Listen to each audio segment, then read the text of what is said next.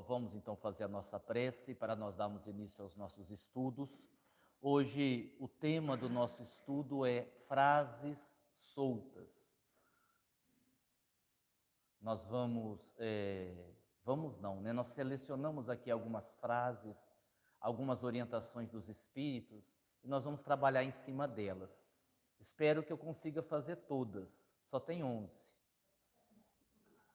Esse final de semana eu fui fazer um seminário, uma palestra de 1 hora, lá em Taubaté, na parte da tarde, no sábado, sobre mediunidade, perguntas e respostas. Nós tínhamos 18 perguntas para responder, aí eu respondi 2, acabou o tempo. Já deu 1 hora, aí ficou 16 para o ano que vem, quando eu voltar, porque não deu tempo. Porque realmente é assim, é uma coisa muito gostosa isso, na verdade, porque às vezes você responde uma pergunta e aquela resposta gera uma outra dúvida, que gera uma outra dúvida, que necessita de uma outra explicação, e aí você vai desdobrando aquilo. Então, por exemplo, nós começamos o seminário falando de mistificação e animismo. E mistificação e animismo são 2 temas, são 2 assuntos que interessam muito a quem é médium, a quem trabalha com a mediunidade. E para quem não sabe, o animismo é a parte do médium. A mediunidade, todo médium, ele tem uma mediunidade que nós podemos classificar como medianímica, ou seja, sempre haverá a influência do médium na comunicação do espírito. À medida que o médium vai melhorando, vai estudando, vai se conhecendo, vai se tornando mais experiente, a influência dele no processo é menor e a do espírito é maior. Então, o processo de animismo, ele é natural. Dizem os espíritos que nós não deveríamos nos preocupar tanto com o animismo, que o grande problema é a mistificação. Porque aí a mistificação você tem a enganação, você tem a fraude. E a fraude, ela pode tanto vir do médium, a mistificação do médium, como a fraude pode vir do espírito, a mistificação do espírito. Que aí sim é uma coisa mais séria, se avaliar e tudo mais. Então, como nós começamos tratando desse assunto, aí as perguntas elas vão naturalmente se multiplicando. E isso, em qualquer estudo, é muito bom, né? Vamos então fazer a nossa prece para apresentarmos o estudo de hoje. Por favor, apaga, fica melhor.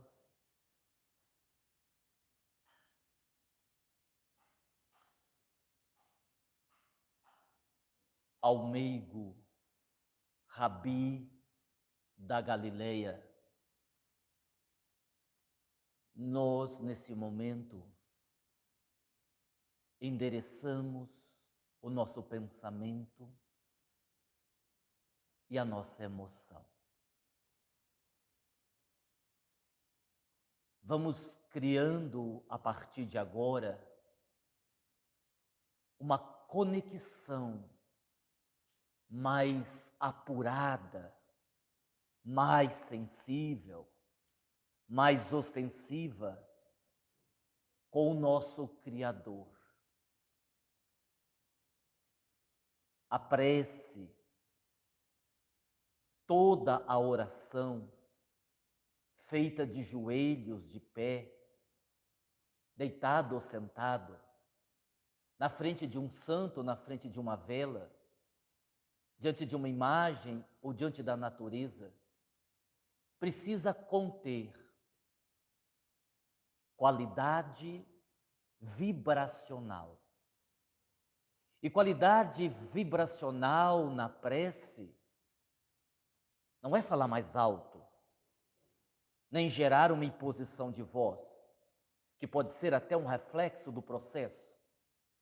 Mas qualidade vibracional na oração é colocarmos todo o nosso sentimento, colocarmos toda a nossa vontade, a nossa concentração, o nosso foco, a nossa convicção naquilo que estamos pedindo. Porque às vezes a nossa oração ela é tão superficial, ela é tão banal, ela é tão mecânica que sequer alcança o telhado da nossa casa, muito menos as esferas superiores daqueles que poderiam nos atender. Seja uma prece coletiva, individual, você com mais alguém ou você sozinho, lembre-se desse quesito em matéria de oração, da ação, do pensamento e da emoção, que muitas vezes nos leva às lágrimas, pelo momento gerado, a energia produzida, e a partir daí alcançamos, talvez não aquilo que gostaríamos, mas aquilo que é possível diante das nossas necessidades evolutivas. Há sempre uma subjetividade quando nos reportamos ao atendimento, à concessão daquilo que pedimos, já que, como crianças espirituais, nem sempre o que pedimos é bom para nós. Como crianças espirituais, a imaturidade reina no nosso psiquismo e nem sempre aquilo que achamos que é bom vai nos trazer alguma felicidade. A espiritualidade nos atende, não exatamente da maneira que nós queremos e na hora exata que desejamos, porque aí também temos o fruto do nosso orgulho e da nossa birra, de querermos as coisas exatamente na hora que queremos. E às vezes o que nós precisamos para aprender a ter paciência é justamente esperar um pouco mais aquilo que solicitamos. Porque nesta espera, vamos desenvolver em nós mesmos o respeito às leis de Deus, a aceitação, a resignação diante daquilo que não pode ser atendido imediatamente, diante do imediatismo que impera em nossas vidas. Saber esperar também é uma arte que pode ser aplicada no tema oração. Eu oro, eu peço e eu espero. Eu oro, eu peço, eu ajo, para que não fique parecendo que queremos que Deus resolva tudo. Nós vamos fazendo a nossa parte e aguardando para que o melhor aconteça na hora que tiver que acontecer. Oração é um momento de conversa com Deus. Mas a oração também é um momento de diálogo conosco mesmo, porque a nossa prece não pode dispensar a introspecção. A nossa oração não pode deixar de lado a conversa íntima com o nosso coração. A oração sem reflexão muitas vezes não resulta em coisas produtivas. Sem querermos complicar um tema tão simples, voltemos ao início da fala. Oremos com qualidade vibracional. Oremos com vontade. Não é na hora que dá tempo, não é correndo, não é na hora que lembramos. Porque o momento de falarmos com Deus é muito importante para fazermos de qualquer jeito. E que esse Deus de amor nos abençoe e nos fortaleça, agora e sempre, que assim seja.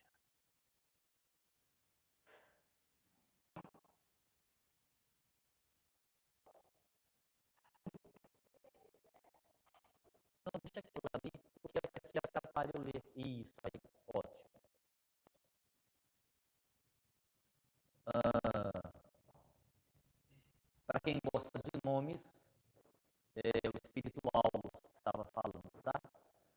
Aulus escreveu um livro através de mim. Qual foi mesmo? Ah, os pacificadores. Foram pacificadores? Foi? Acho que foi esse mesmo, né? Aulus. Muito bem. Outro dia eu briguei com o espírito na hora da palestra, acredita? Não, mas eu tinha razão. Eu tinha razão, o espírito estava errado. Porque eu ia começar a palestra e eu tinha um tempo para fazer a palestra, 50 minutos. E como era aniversário do centro, o espírito chegou e disse assim, no início da palestra, que eu ia começar, eu gostaria de falar um pouco. Posso? Através de mim. Aí eu disse assim, depende. Ele disse, depende do que? Depende do que o senhor vai falar. Porque eu tenho 50 minutos e 32 slides. Se o senhor me falar 15, 20 minutos, o senhor acabou o tempo na minha palestra. Aí foi embora. Eu vou fazer a palestra. O problema dele.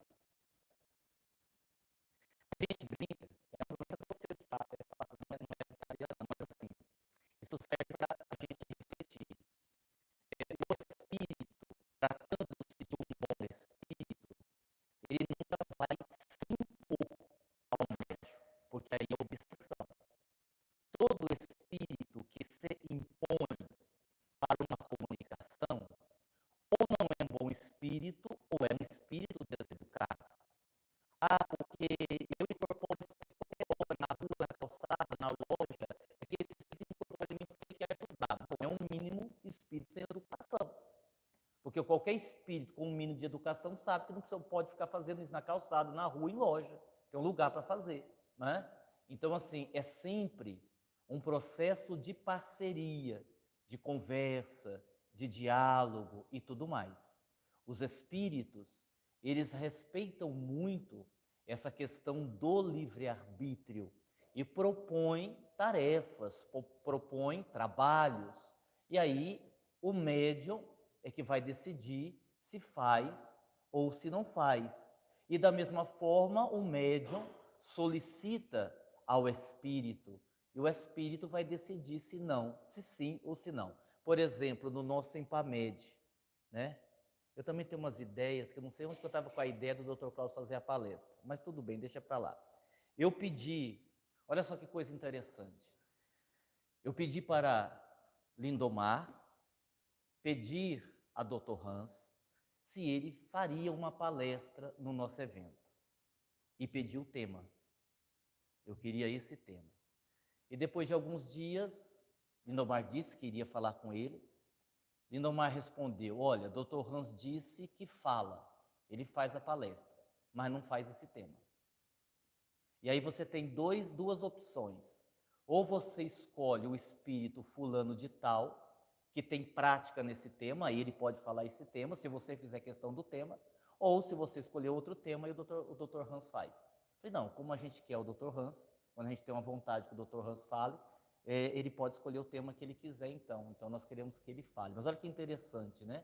O espírito avaliou a possibilidade de falar, só que avaliou que aquele tema ele não gostaria de abordar, porque não era a especialidade dele, porque os espíritos também têm as suas especialidades, os espíritos têm os seus conhecimentos, alguns mais conhecimentos, outros menos conhecimento, e isso tudo tem que ser levado em consideração, né?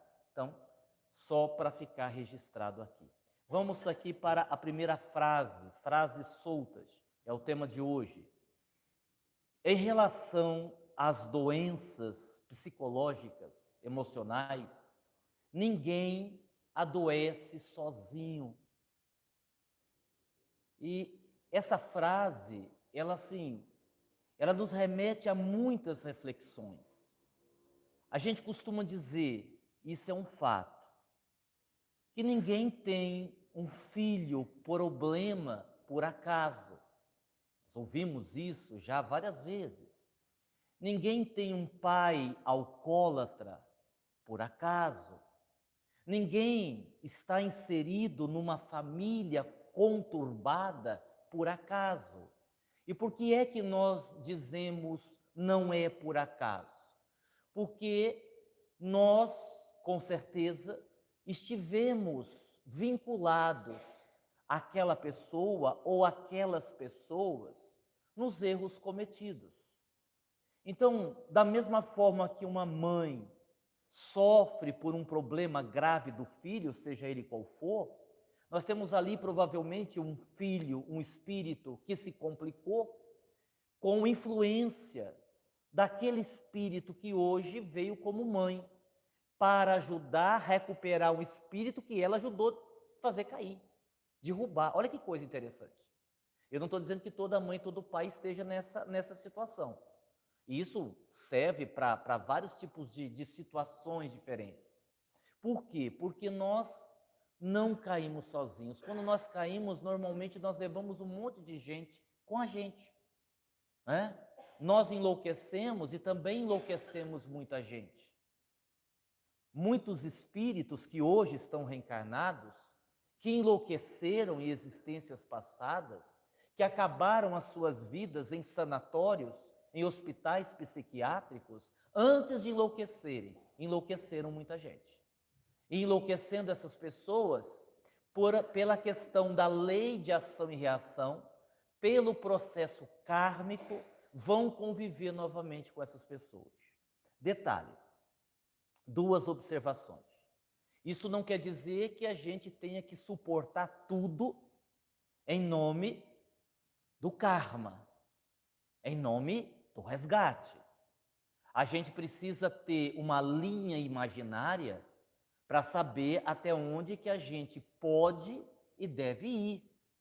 Porque olhando pelo outro lado da história, o que eu vejo muito? Pessoas que melhoram, mas que depois voltam para o lugar que as adoece. E às vezes o lugar que adoece a pessoa é o lar. É ali que ela está adoecendo. E muitas vezes pela relação tóxica que está estabelecendo com o marido, ou com a esposa, com o pai, ou com a mãe, se for solteiro e morar com os pais, porque também nós temos os pais neuróticos, nós temos os pais superprotetores, nós temos os pais que complicam muito a vida dos filhos. Então, relação neurótica, num contexto familiar, não é só marido e mulher. Tem várias possibilidades dentro dessa relação. E às vezes você percebe que a criatura, ela já adoeceu tanto que ela já entrou num processo depressivo. Então aí precisa ser avaliado se esse ambiente que a pessoa está não vai levar ela a uma situação pior. Então ela deve sair desse ambiente. Então isso tem que ser observado. E para quem está ali na labuta, também precisamos ter esse discernimento. Olha, vamos pegar um exemplo clássico, né? Eu tenho um filho adolescente que tem problema com droga, que eu tenho que ir atrás no meio da madrugada, que sai para comprar droga, e eu amo meu filho, eu já internei ele 200 vezes, ele não ficou, eu já internei ele à força, mas ele saiu, voltou a usar e roubou dinheiro dentro de casa, e eu estou lutando porque eu amo. Qualquer pai e qualquer mãe vai comprar essa briga e lutar para ajudar o filho a se libertar dessa doença, que é a dependência de drogas. Agora, até onde vale a pena essa luta? Isso também precisa ser considerado. Isso também precisa ser considerado. Partindo do princípio que ninguém salva ninguém, eu também não vou conseguir salvar meu filho. Então, se aquela relação, se aquela minha intenção de salvar está me matando, eu tenho que repensar. Porque eu posso ter reencarnado para ser pai, mas eu não reencarnei só para ser pai. Eu não posso investir só nisso. Sim, mas é para salvar meu filho. Sim, mas você não vai salvar o seu filho. O problema é esse, vai se afundar junto com ele. É a mesma coisa da pessoa ver a outra se afogando e se jogar para salvar, sem saber nadar. Vai morrer as duas. Né? Eu já vi muita história assim. Quem ama vai fazer de tudo pela outra pessoa, seja quem for. O que eu estou dizendo é que a gente precisa ter um discernimento. Até onde eu vou? Isso é para marido, para esposa, para filho, para pai, para mãe, para qualquer pessoa. Caridade é a bandeira do espiritismo. Fora dela não há salvação. Mas muitas vezes nós confundimos invasão de privacidade, ideia de salvamento com caridade. Aí não vale. Aí não vale. Aí a gente tem que abrir mão em nome da nossa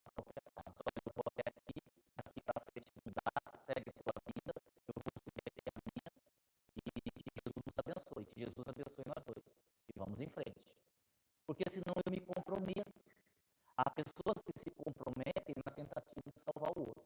Então, assim, isso precisa ser muito avaliado, muito bem avaliado, por exemplo, num caso de separação, de divórcio, essa coisa toda. Quando a gente lê o livro dos Espíritos, os Espíritos dizem a Kardec que o término dos laços de família seria uma recrudescência do egoísmo, ou seja, seria uma volta intensa do egoísmo. Isso nos leva a entender que a gente tem que fazer todo o esforço possível para a sustentação da família. Isso significa o quê? E se eu estou pensando numa separação, num divórcio, num rompimento, eu preciso avaliar com cuidado. Será que a culpa também não é minha? Será que eu também não estou errando? Será que aquela situação de separação não vai complicar mais em vez de ajudar? E quais são os meus vínculos com aquela pessoa? E é interessante a gente dizer, não, mas olha, meu marido é insuportável, eu não aguento mais. E a pessoa diz isso como se ela fosse uma santa, né? Como se ela fosse um anjo de canduta, como se ela assim, fosse, né, a Madre Teresa de Calcutá do casamento. E a gente sabe que não é assim. Não, Bila, mas em casa é assim. Não, você está fazendo o que lá? O que você está fazendo lá? Você não devia estar lá. Então, são essas considerações que nós temos que fazer. Afinal, todo mundo então que é um filho difícil é porque ajudou ele se corromper? Não. Existem pais que recebem filhos, inclusive com deficiências, com limitações físicas, com limitações intelectuais, por caridade, por amor. Existem situações em que os pais que amam os seus filhos, que têm lá problemas seríssimos, não têm nenhum vínculo kármico com o espírito. Estão ali para ajudar a evolução do espírito. Às vezes o espírito não tinha como reencarnar e a espiritualidade vai ajudar o espírito a controlar uma família. Você recebe ele como filho? Não tem nada a ver com vocês. Recebe? Recebo. Pode ir. Só mais uma observação sobre a primeira frase. Por isso que eu não termino meus estudos, né? Nem as minhas palestras. É porque vai, né? As ideias vai. Vocês devem se lembrar, até porque eu já citei aqui, e embora eu fique um pouco repetitivo, daquele caso que está em um dos livros do José Lázaro, que eu também não lembro qual livro que está, em que, e o fato é verídico, em que o espírito, olha que coisa interessante para a gente pensar, o espírito chega lá no departamento de reencarnação e diz assim lá para o responsável, olha, dá para apressar a minha reencarnação, eu preciso voltar logo, eu tenho pressa de reencarnar, porque a minha esposa já reencarnou, ela já é uma menina de 4 anos, então eu tenho que voltar logo, porque eu tenho um karma terrível com a minha mulher. Eu fui um péssimo marido, eu fiz ela sofrer demais. Então, assim, a minha conta com a minha esposa é horrorosa, então eu tenho que voltar logo para arrumar isso. E aí o responsável lá do departamento olhou para ele e disse assim, mas quem foi que disse que o senhor vai reencarnar e vai casar com a sua mulher de novo? Ele disse, ué, porque eu não vou? Ele disse, não. Aqui, na sua programação, não tem nada que diga que o senhor vai reencarnar e se casar com ela de novo. Ué, mas como não? Eu tenho um karma enorme com a minha esposa. Pois muito bem, o senhor tem um karma com ela não tem com o senhor. Porque a última encarnação dela foi redondinha, foi certinho, ela fez tudo bonitinho, e cá entre nós. Ela já aguentou o senhor uma encarnação inteira, nós não vamos fazer isso com ela de novo. Hã? Ó, entendeu?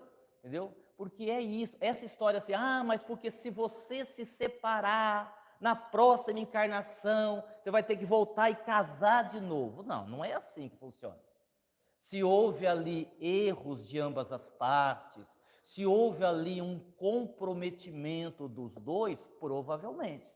Sim, se ficou ali sérias coisas de comprometimento, eles podem realmente ter uma necessidade de voltar e viver uma nova experiência juntos.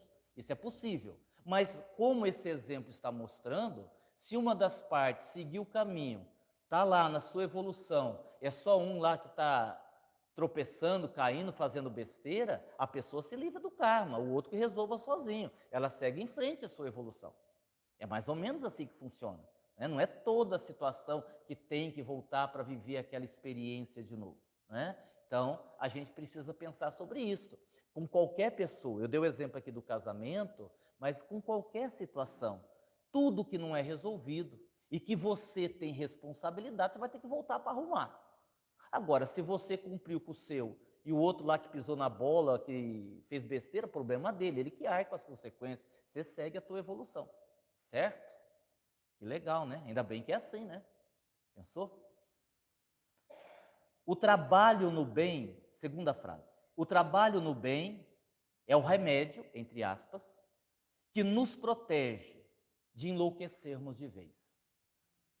E isto não é força de expressão. A maioria de nós espíritas, médiuns, doutrinadores, passistas, pessoas que ficam na água, pessoa que ajuda a descer da maca, que ajuda a subir na maca. Os que incorporam, então, nem se fala, nem se fala. Assim, a gente reencarnou, e isso que eu vou dizer é chover no molhado, todo mundo sabe, eu sei que vocês sabem, com comprometimento até o pescoço. E não é só isso a gente já sabe. Mas a gente reencarnou também com fragilidades emocionais muito grandes. Porque se eu estou dizendo que a gente se comprometeu muito na existência passada, é óbvio que eu vou trazer um psiquismo frágil, que eu tenho uma grande possibilidade de ir para a depressão, de ir para a ansiedade, de ir para a síndrome do pânico, para ir para qualquer dessas doenças. Isso é muito facilmente, pela fragilidade do nosso psiquismo, porque a gente traz implícito em nós as culpas, os crimes que nós cometemos. Ah, mas eu não lembro. O fato de você não lembrar não quer dizer que você não fez. Está feito, você só não lembra. E você não lembra porque Deus está te protegendo. Imagina se você ficasse lembrando todo dia tanto de pessoa que você matou. Você ia enlouquecer mesmo. Está ali. Então pode observar que a maioria de nós, tem gente que diz assim, ah, mas a mediunidade, ela pode adoecer a pessoa. Não, é o contrário. Nós é que somos doentes e temos mediunidade. Não é a mediunidade que adoece ninguém. Pelo contrário, a mediunidade vai nos ajudar. Então, esse estado emocional, isso serve para nós, viu? Para de trabalhar para você ver, no bem. Às vezes, a condição de você estar minimamente equilibrado, além do Rivotril que você toma, é o trabalho no centro. É o trabalho no centro. Porque senão, e assim, quando eu digo enlouquecer de vez, não é no sentido de você enlouquecer, de se internar num sanatório, não é esse tipo de loucura que eu estou me referindo, né? De você enlouquecer, rasgar dinheiro, bater a cabeça no poste, mas enlouquecer no sentido de se perder de vez, de entrar numa depressão e não sair mais, de mergulhar nas suas loucuras, nos seus delírios e não conseguir se libertar mais disso, sabe? De viver uma paranoia, de se trancar dentro de casa, de ter uma fobia social e não conseguir mais se relacionar. Uma série de situações que podem nos acontecer que, enquanto estamos produzindo alguma coisa de bom, que é mínimo que a gente produz, que é quase nada, vai nos mantendo protegidos, vai nos ajudando. Os próprios médiuns, quando incorpora aqui no Klaus 10, 15, 20 espírito, vai jogando para fora também as energias ruins, vai tratando personalidade, vai tratando os próprios obsessores, vai aliviando as pressões psíquicas que nós sofremos. Para de trabalhar para você ver. A gente começa a ficar pinel, começa a ficar doido, né? Ah, mas diz que todo médio é meio doido. Não é meio doido, é doido inteiro. Só que você pode ser um doido inteiro que ama Jesus. E aí você, mesmo sendo doido, você vai fazer alguma coisa de bom. Agora, se você é doido e ainda assim não ama Jesus, meu filho, está de braço cruzado, não está ajudando ninguém, aí realmente a coisa fica muito difícil. É ou não é? Por experiência própria. Você não acha isso, Célia? Não é verdade? Né? Eu estou falando a Célia porque a Célia trabalha com a mediunidade há bastante tempo. Né? E outros médicos trabalham há bastante tempo aqui também. A gente sabe disso. Quer ver um exemplo? Naquela fase mais drástica da Covid, que o governo mandou fechar o centro, que não podia vir de jeito nenhum, que a gente corria o risco de ser multado, aquela coisa toda, né? E aí ninguém vai desobedecer à lei. Os médicos ficou mal em casa, não foi? Começou a ter delírio, ter um monte de coisa. Então, é assim. Então, sem dúvida alguma, eu vou repetir a frase porque vale a pena. O trabalho no bem é o remédio que protege de enlouquecermos de vez. Não é no sentido figurado, não é força de expressão, é a mais pura realidade, sem dúvida alguma. É claro que aí cada um é um caso, cada situação é uma situação, né? Então, assim, aí é o compromisso de cada um, é a luta de cada um, e aí não tem jeito da gente opinar. Você tem que saber da sua, você tem que saber da sua luta. Por isso que é uma idiotice, e eu vou usar uma palavra forte mesmo, de propósito, é idiota. É uma coisa sem nexo, a pessoa ficar, mas fulano não vem trabalhar, mas Beltrano trabalha pouco, mas só eu que venho fazer sopa. O que é que você tem a ver com a vida dos outros? Cumpra com o seu compromisso, o compromisso é seu, né? O compromisso é seu. Então a gente tem que pensar muito sobre essa questão. Terceira frase. Doenças que levaram séculos para se instalar não podem ser erradicadas de uma hora para outra. Não podem. Eu, inclusive, já estou preparando alguns clientes meus para já continuar atendendo eles no plano espiritual, porque eu já vi que não vai resolver. Não dá mais tempo. A pessoa tem só 20 anos de encarnação, então não vai, já vi que não vai resolver. Então já estou agendando, né? Com o livro Psicoterapia no Além, eu confesso que eu fiquei até feliz, que eu não vou ficar desempregado. Ixi! Então eu já estou agendando, porque já falando, você não vai ter jeito não, nessa encarnação não vai resolver. Vamos já deixar agendado para quando você desencarnar, eu já vou lá te atendendo, já garante a terapia. Mas assim, agora falando sério, tem tratamentos espirituais, terapêuticos, psicológicos, psiquiátricos, que são para a vida toda. Nós somos doentes que precisaremos de tratamento a vida inteira. Uns com terapia, outros com passe, outros com claus, aí cada um vai buscar o seu tratamento. Isso aí é de cada um, também não tem importância. Mas a questão é, nós somos doentes em tratamento. E isso é muito verdade. Há situações, e a maioria das situações é essa, que quando a pessoa apresenta, parece simples, a pessoa apresenta uma depressão, a pessoa apresenta uma síndrome do pânico, que não é tão simples assim, ou um quadro de ansiedade. Só que se você for olhar para o quadro, dentro de uma visão espiritual, o que é que tem por detrás? Tem crimes, tem suicídios, tem loucuras, tem assassinatos. É a história do espírito. Por isso que aquela doença psíquica, aquela doença emocional, foi sendo construída ao longo de várias vidas. Uma pessoa que tem depressão hoje, não todas, porque as causas da depressão, elas são diferentes, né? São multifatoriais. Não tem uma causa só, cada caso é um caso. Mas grande parte das depressões que as pessoas têm hoje, elas foram construídas quando? Ao longo de 3, de 4 encarnações. Que nós fomos errando,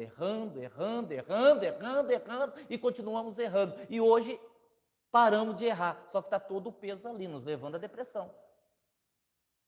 As culpas que nós carregamos. Então é isso.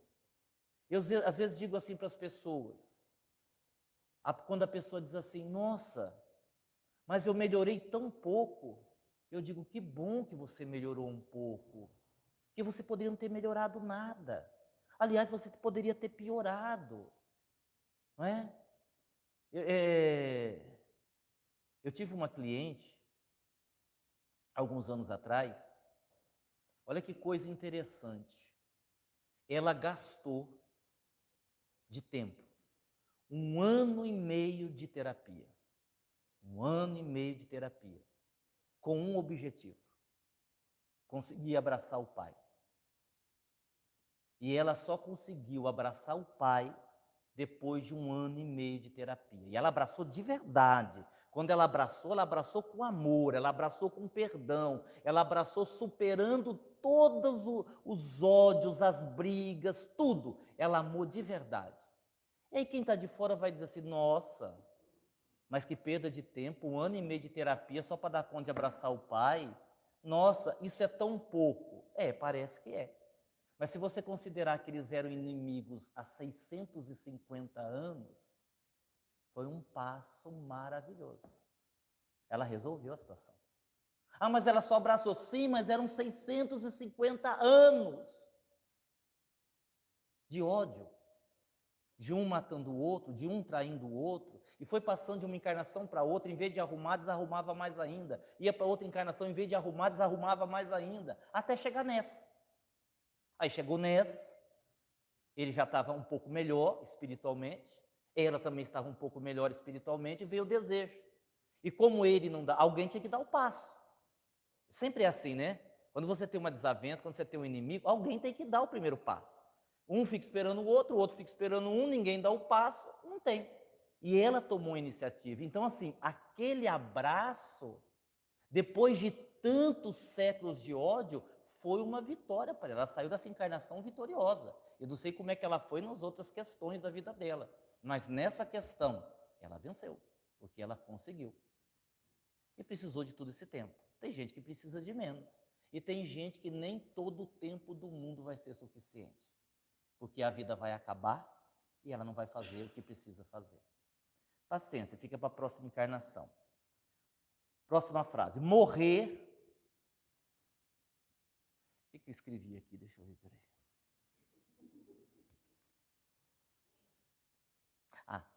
Morrer e continuar doente acontece com muitos. Falando fisicamente. Por que a pessoa morre e continua doente? Bom, primeiro, pode ser só uma questão de tempo e adaptação. Uma pessoa tem Alzheimer, fica 20 anos com Alzheimer, ela desencarna. As impressões da matéria, tantos anos com aquela doença, né, afetando o raciocínio, é comum que ela chegue no plano espiritual ainda com Alzheimer, a depender da sua evolução, a depender como ela conseguiu lidar com a doença, e ela fica um tempo com aquela enfermidade até se recuperar totalmente. Há outras pessoas, por não terem sabido lidar com a doença, com a enfermidade, continuam sim adoecidas no plano espiritual. Fisicamente, entre aspas, fisicamente, porque o espírito, por que entre aspas? Porque o espírito não tem mais o corpo físico, mas ele tem um corpo espiritual que também é matéria. Ah, não, você está querendo dizer, por exemplo, que tem câncer no plano espiritual? Tem. Tem um livro do Dr. Inácio Ferreira, por exemplo, que tem uma amiga dele, inclusive que eu conheci quando encarnada, que lá no plano espiritual estava se preparando para fazer uma cirurgia bariátrica. Então não vai pensando que você vai desencarnar e vai ter o peso que você quer, não. Porque a pessoa diz, mas lá no plano espiritual é só a gente pensar assim, sou magrinho, sou magrinha. Vai nessa que você vai ver que é assim. Não é assim não, não é desse jeito não. Né? Eu vou chegar lá no plano espiritual, vou voar para um lado, vou voar para o outro. Quem falou que você vai saber voar? Você vai cair, se espatifar lá embaixo, vai quebrar a perna. Olha que vergonha, ser desencarnado quebrando a perna no plano espiritual, porque achou que ia volitar. A maioria dos espíritos andam como nós estamos andando aqui, porque não tem essa habilidade, não tem essa prática, tem a ver com a questão mental e tudo mais. Deu para entender? Então, assim, muitas coisas podem influenciar nesse processo. A verdade é a seguinte: nós nunca saberemos com exatidão, a menos que você tenha uma informação espiritual, como é que está fulano que desencarnou. Não tem como saber. Não tem como saber. Não tem jeito de saber. Às vezes você diz assim, nossa, fulano deve estar sofrendo muito. Tá nada. Tá ótimo. Eu mesmo, de verdade, eu estava pensando assim, pensei vários dias, disse, nossa, mas meu pai, conhecendo meu pai, como eu conhecia, ele deve estar sofrendo para se adaptar no mundo espiritual. Nossa, deve estar não sofrendo dar conta de nada. Hoje eu tive uma informação espiritual, está melhor que eu. Está melhor que eu. Está até fazendo piada já no plano espiritual. Eu digo, olha só, que coisa interessante, eu aqui achando que está sofrendo. Está ótimo. né? Então você vê, então a gente não tem noção. É que para nós, por conta da saudade, a morte é uma coisa muito trágica, né? A morte é uma coisa assustadora, mas para o espírito imortal, não. E eu já dei esse exemplo aqui, porque a gente tem que olhar os dois lados.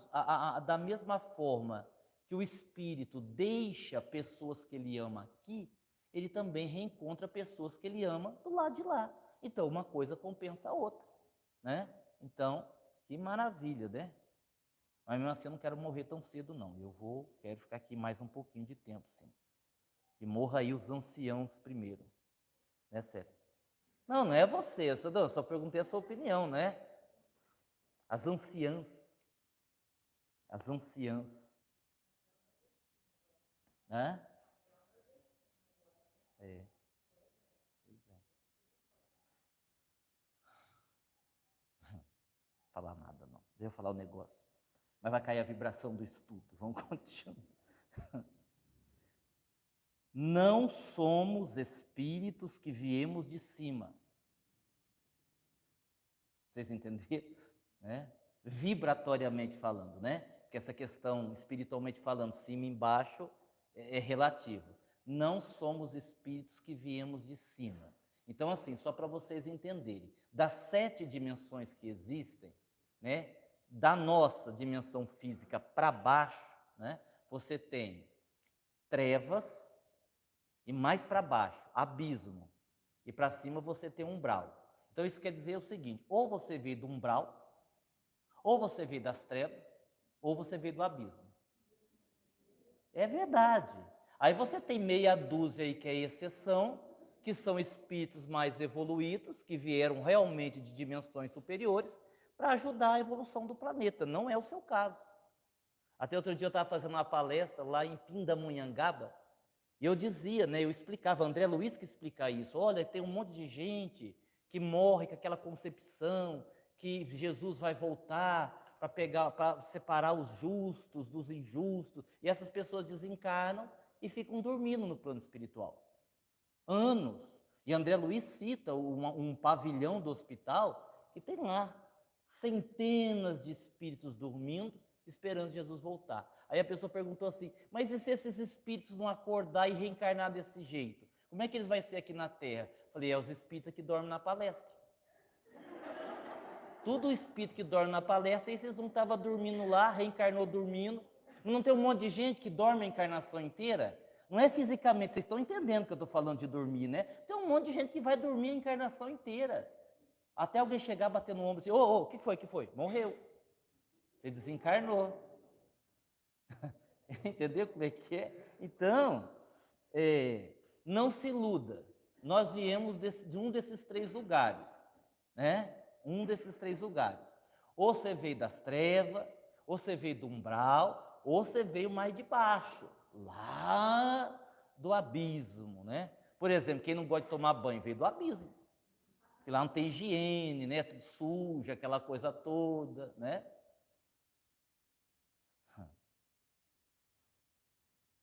Bom, vamos lá. Vamos continuar. Se o espírito não regride, e ele não regride, é porque, quando ele cai, as conquistas eram aparentes ou superficiais. Isso é importante. Ah, fulano era tão bom e matou uma pessoa. Bom, então não era bom.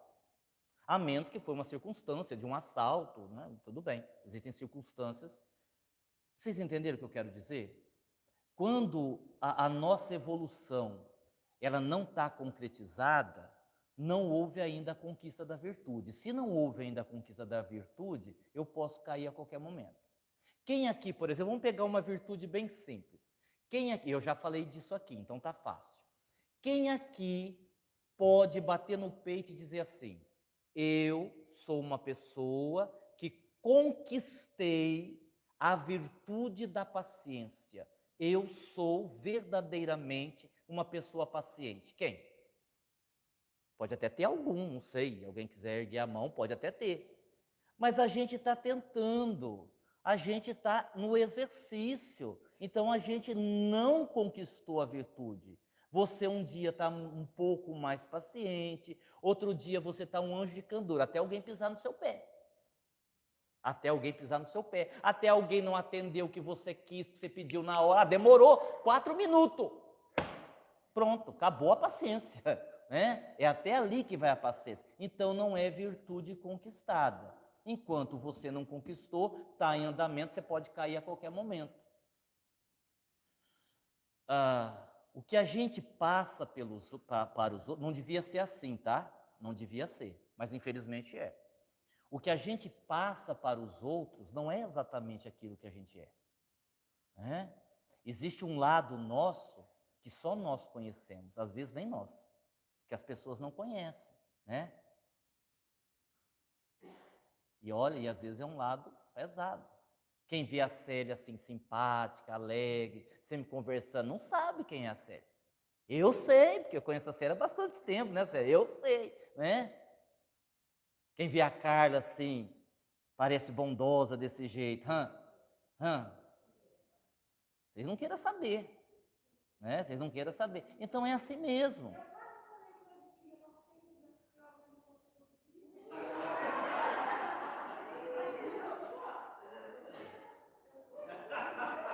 Vamos,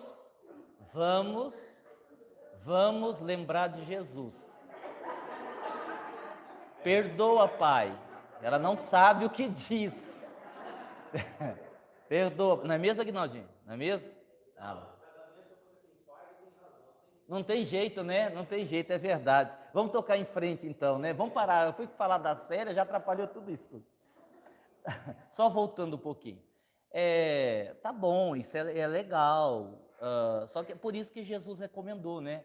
O vigiar e orai, porque nesse processo, como ainda não está concretizado, a gente pode se perder, a gente pode tropeçar, a gente pode ter as famosas recaídas.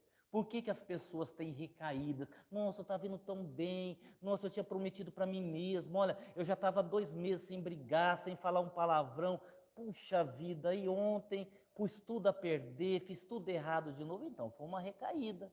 Você ainda não está pronta, você está no exercício, ali no momento de pressão maior, você não deu conta de ter um autocontrole, caiu. Isso é bom? Não, isso é péssimo, né? Porque a gente tem que começar, aí a gente desanima, a gente se sente culpado. Nossa, mas errei de novo isso. Nossa, mas isso aí, essa lição eu já aprendi. Caramba, não era para eu fazer de novo. Mas você fez. Aí vai você começar outra vez. E cada queda, cada recaída, você tem que começar de novo. Isso é muito ruim.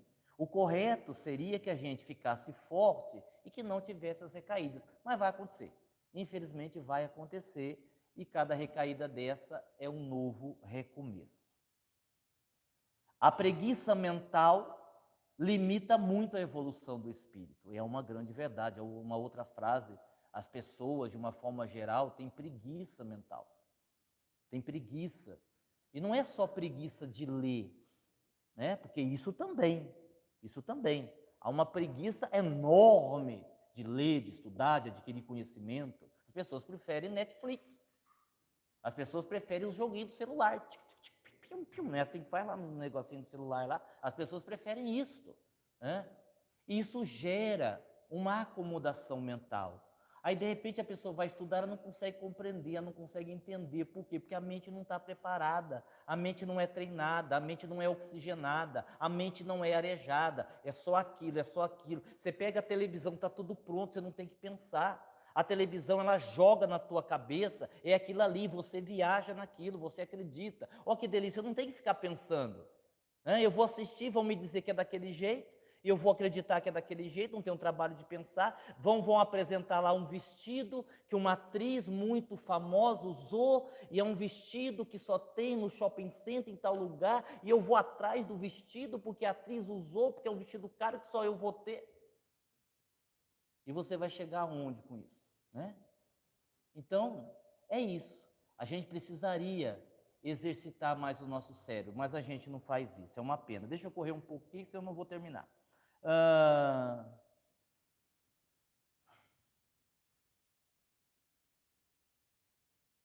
Bom, isso daqui que eu ia ler, não melhorar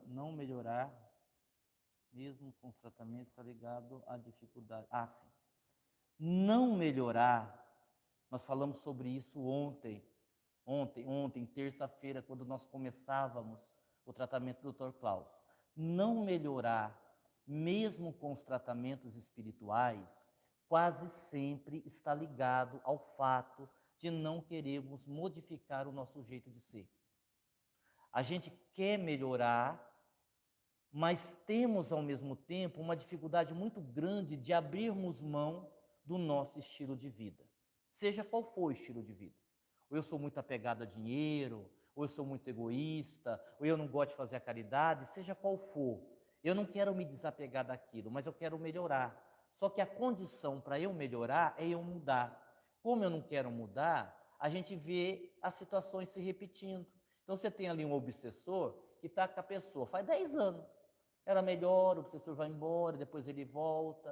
Aí ela melhora um pouquinho, ele vai embora, depois ele volta. E isso vai. Uma personalidade do passado que é alimentada pelas atitudes atuais.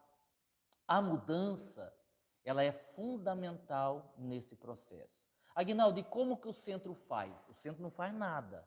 O centro atende. Isso não é problema nosso. Dr. Klaus atende, Dr. Klaus orienta, Dr. Klaus pede para os médios ajudar. Ah, mas aquela pessoa vem do Dr. Klaus faz 15 anos, está do mesmo jeito. E sim, o que você tem com isso?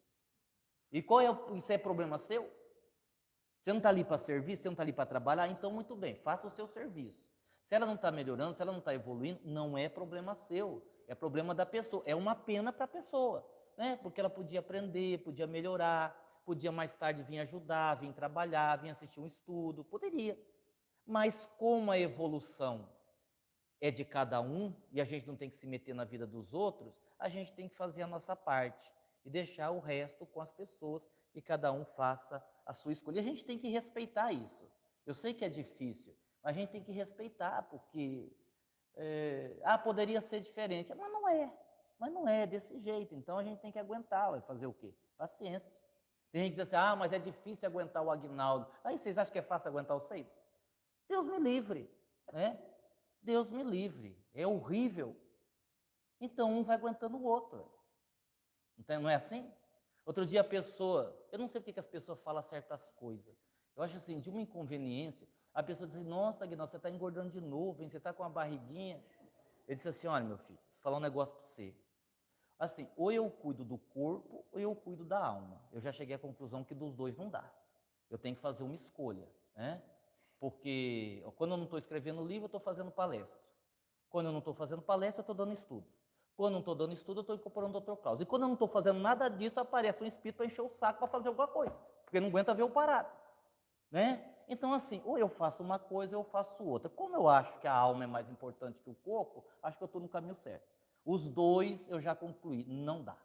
Não tem como. Não há tempo hábil para se cuidar das duas coisas. Pelo menos não nos comprometimentos que eu arrumei para mim, né? Para quem vai no centro uma vez por semana, dá tranquilo, sem dúvida alguma. Estou acabando já.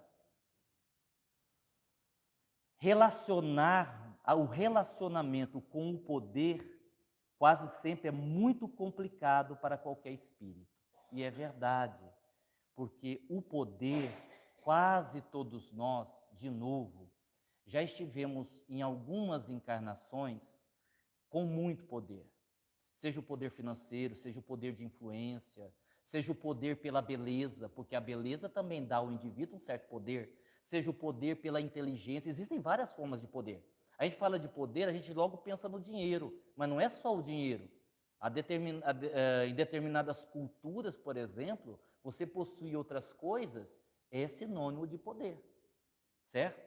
E sim, uma parcela muito grande de nós, repito, não todos, ainda não nos desvencilhamos disso. Então, assim, a pessoa é boa, é do bem, é simples, assumiu a coordenação do passe, ficou insuportável. Como se isso fosse alguma coisa, né? Como se isso tivesse alguma importância. Mas não é a coordenação do passe que é importante, é que a pessoa já era ali uma pessoa que tinha esse apego ao poder, deram para ela algum cargo. Por isso, assim, que cargo em centro espírita, o tanto que a gente puder escapar, escape. O que é bom em centro espírita é encargo. Encargo é uma coisa maravilhosa. Vassoura é maravilhoso, o rodo é maravilhoso. Por quê? Porque assim, e a gente vê hoje no movimento espírita muitos problemas dessa natureza. O cargo subiu a cabeça, a vaidade subiu a cabeça. A gente não vê isso todo dia? O espírito meio que se perdeu ali, ele ficou iludido com ele mesmo, né? Ele começou a achar que era tudo aquilo. Então é muito perigoso, muito perigoso. Quanto mais eu conseguir passar desapercebido, fazendo o meu trabalho sem ser notado, melhor para mim. Mais segurança espiritual eu tenho, tá certo? Então, Agna, mas você aparece... Não, mas porque eu gosto de aparecer mesmo, eu gosto de fazer graça mesmo, isso aí é da minha petulância. Para encerrar, reforma íntima.